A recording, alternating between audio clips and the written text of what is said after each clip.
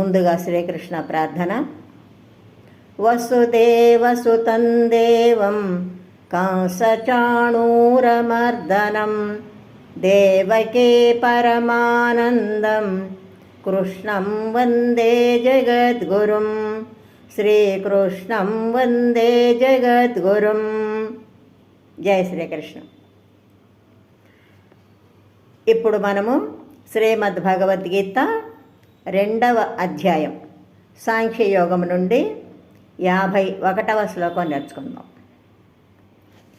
Now we will learn Shrimad Bhagavad Gita chapter 2 Sankhya Yoga 51 శ్లోక. కర్మజం బుద్ధియుక్తా హి కర్మజం బుద్ధియుక్తా హి కర్మజం బుద్ధియుక్తా హి ఫలం త్యక్త్వా మనీషిణః ఫలం త్యక్త్వా మనీషిణః ఫలం త్యక్త్వా మనీషిణః జన్మబంధ వినిర్ముక్తా జన్మబంధ వినిర్ముక్తా జన్మబంధ వినిర్ముక్తా పదం గచ్చంత్యనామయం పదం గచ్చంత్యనామయం పదం గచ్చంత్యనామయం. Once again.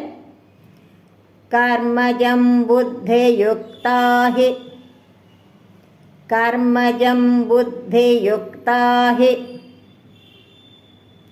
ఫలం త్యక్త్వా మనీషిణః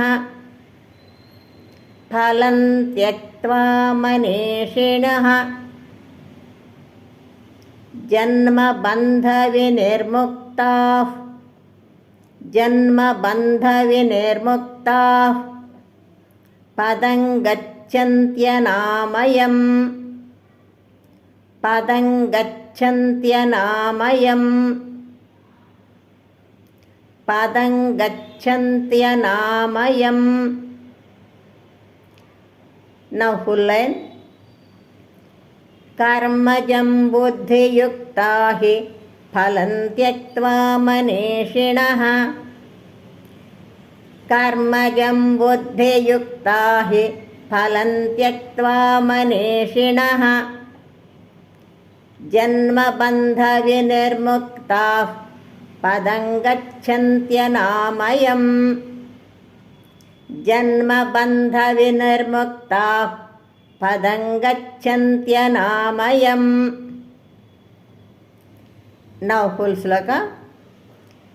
కర్మజం బుద్ధియుక్తా హి ఫలం త్యక్త్వా మనీషిణః జన్మబంధ వినిర్ముక్తా పదం గచ్చంత్యనామయం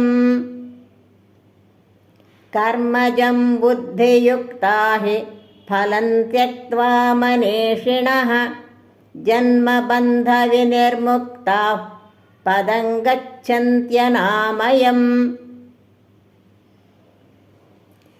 కర్మజం బుద్ధియుక్తా హి ఫలం త్యక్త్వా మనీషిణః జన్మబంధ వినిర్ముక్తా పదం గచ్చంత్యనామయం.